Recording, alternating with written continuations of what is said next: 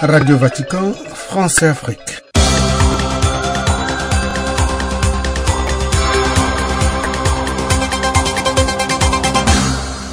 À ce consistoire qui a vu la création de 13 nouveaux cardinaux était présent le président de la République démocratique du Congo, Félix Tshisekedi. Sa présence se justifie par la présence parmi les nouveaux cardinaux de l'archevêque de Kinshasa, Fridolin Ambongo. À l'issue de la cérémonie du consistoire, M. Tshisekedi a bien voulu accorder un entretien à Radio Vatican, entretien que nous vous proposons de suivre. Monsieur le Président, d'abord bonjour, bienvenue sur les ondes de Radio Vatican. Bonjour et merci Père Jean-Pierre de me permettre de passer sur vos ondes. C'est vraiment une grande joie de recevoir pour la première fois comme président puisque nous vous avions déjà interviewé quand vous étiez encore dans l'opposition.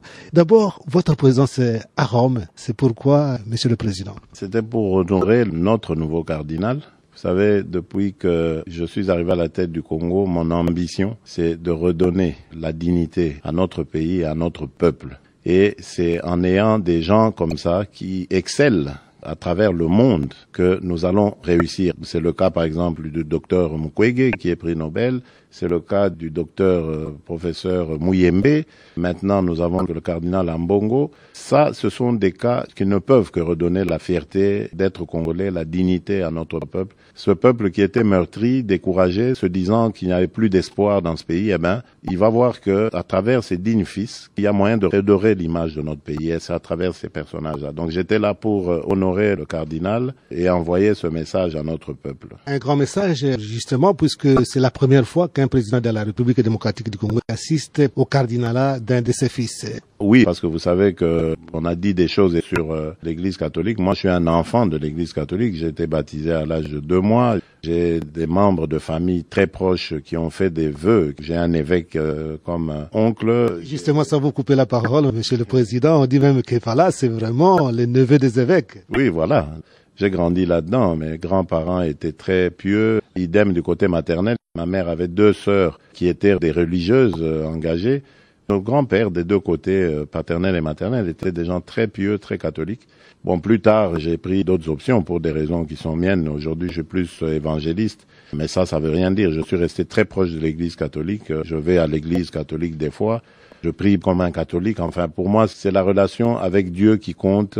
Comme je suis chrétien et que catholique et évangéliste, ce sont des chrétiens, ben, pour moi, c'est la même chose, quoi. À un certain moment dans votre parcours politique, on reprochait à l'Église catholique d'être porte-voix de M. Félix Tshisekedi. Et puis, à un certain moment, il y a eu quand même des compréhensions avec l'Église catholique. Mais on sent qu'il y a quand même toujours les rapprochements, comme vous venez de le témoigner, dans la famille d'abord.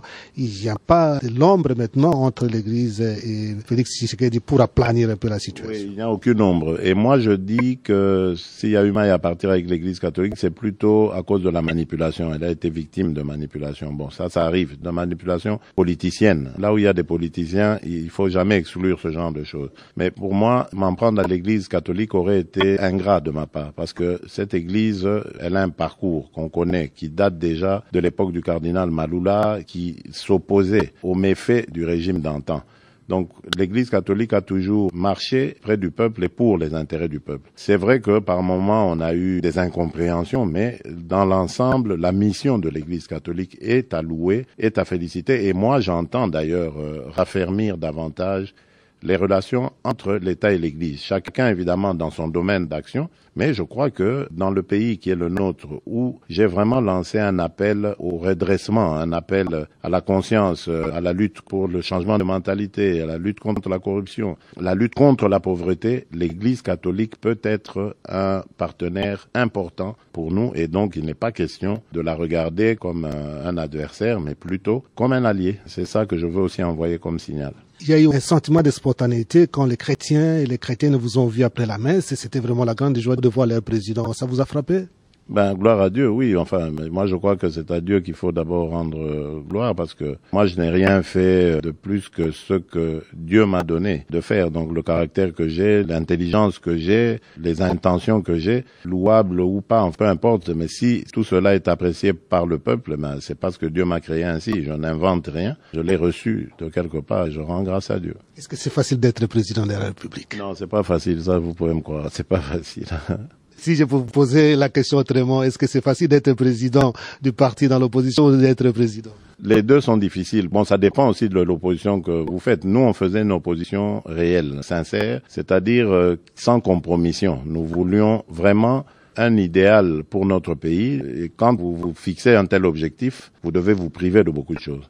Nous savons que nous avons plein d'amis opposants qui, comme on disait, mangeaient à tous les râteliers, etc. Bon, ça, c'est pas de l'opposition. Mais quand vous voulez vraiment vous engager dans l'opposition comme on l'a fait, c'est difficile. Donc les deux sont difficiles. Simplement, les difficultés sont d'ordre différent. Et c'est pour ça que d'ailleurs, moi, je veux changer les choses aussi de ce côté-là. Donc l'opposition ne doit plus être regardée comme un ennemi. Il ne doit plus être le souffre-douleur du pouvoir. Il faut la faire participer au pouvoir. Pas en la corrompant, en la débauchant, non, pas du tout. Mais en lui confiant des responsabilités en tant qu'opposition pour qu'elle surveille l'évolution de ce pouvoir. Donc c'est pour ça que, à l'époque, j'avais demandé à la présidente de l'Assemblée nationale et au président du Sénat, lorsqu'il a été élu, de donner des commissions très importantes à l'opposition pour qu'elle puisse vraiment contrôler réellement le pouvoir et savoir ce qui se passe. Parce que nous, en arrivant au pouvoir, nous nous sommes rendus compte qu'il y a beaucoup de choses qu'on ne sait pas et qui créent d'ailleurs de l'incompréhension avec ceux qui sont au pouvoir parce qu'on les soupçonne, on fait ceci, on pense, on a des préjugés, etc. Or, si on participe aux affaires d'une manière ou d'une autre, ben ça va aller. Et cette histoire, par exemple, du chef de file de l'opposition, comme c'est prescrit par la Constitution, je veux la réaliser parce que c'est important d'avoir des interlocuteurs qui ne pensent pas comme nous et qui vont nous aider par leurs critiques constructives, j'espère, à aller de l'avant et à faire avancer le pays. C'est ça qui va gagner, c'est le pays qui doit gagner. Dans tout ce que nous faisons, le pays doit gagner. Une question entre parenthèses avant de continuer. Quel nom vous aimez qu'on vous appelle? Félix Tshisekedi, Félix Ofachi? Bon, maintenant, Fatih, d'abord, c'est moi qui ai créé ce nom en créant mon email. J'ai pris les initiales de tous mes noms, Félix Antoine Tshisekedi Tshilombo. Comme ça faisait Tchi 2 fois, j'ai gardé un Tchi, donc Fatih, ça va, c'est bon. Mais on peut m'appeler comme on veut. Félix, je suis à l'aise. Antoine, un peu moins, mais bon, quand même. Tshilombo, c'est mon nom. Dans la famille, on m'appelle comme ça pour m'identifier dans la famille Tshisekedi. Et Tshisekedi, c'est mon nom de famille, donc voilà. Monsieur le Président, quel est votre rêve pour la République démocratique du Congo que vous dirigez? En faire un pays puissant, parce que le Congo, mon pays, il mérite la place de leader en Afrique et même dans le monde aujourd'hui. Parce que nous avons des atouts à enjeux mondiaux et nous ne les utilisons pas. Donc moi, mon rêve, c'est celui-là, de faire de mon pays un des moteurs déjà de l'Afrique, parce que j'ai beaucoup d'ambition pour l'Afrique. Il faut que l'Afrique se développe. L'Afrique, on dit que c'est l'avenir de ce monde, eh ben, l'Afrique doit le démontrer.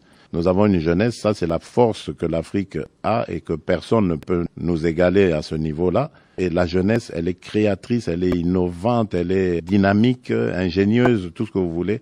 Nous devons simplement mettre notre jeunesse dans de bonnes conditions et vous allez voir, l'Afrique va étonner. C'est ça mon rêve. Et que pensez-vous de culte de personnalité, Monsieur le Président? Je déteste ça. Vraiment, je déteste ça. Je prie tous les jours, mon Dieu, pour qu'il me garde de ne jamais tomber là-dedans, pas tomber dans l'orgueil, de rester celui que je suis. Je demande incessamment à mes amis, à mon entourage, de me dire chaque fois, si je déborde ou quoi, qu'ils me fassent la remarque et je me rends compte que bon, jusque-là, ça tient. J'espère que ça tient. On dit que le pouvoir use, le pouvoir rend fou. J'espère que je pourrai partir avant de devenir fou.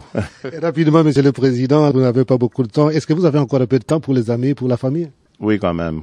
Pas beaucoup, mais quand même. Et à quand la visite officielle au Vatican? Quand le Vatican m'invite, il n'y a pas de problème, je suis là. Mais je vous dis tout à l'heure déjà à la rencontre avec le pape, moi j'ai d'ores et déjà lancé l'invitation au Saint-Père. Donc j'espère le voir à Kinshasa l'année prochaine ou peut-être l'année 2021, l'année où je serai président en exercice de l'Union africaine. Pourquoi pas? Un message à partir des Radio Vatican pour le monde et pour votre pays? Mon message, c'est celui de l'amour. Je suis au Vatican, je suis au Saint-Siège, comme on dit. Je ne peux que émettre le message d'amour, parce que si nous avons de l'amour en nous, nous aurons le sens du partage, du pardon, de la considération, de la paix et de bien d'autres choses pour notre prochain, pour autrui. Et à partir de ce moment-là, le monde s'en trouvera apaisé. C'était M. Félix Tshisekedi, président de la République démocratique du Congo. Il répondait aux questions de Jean-Pierre Bodjoko.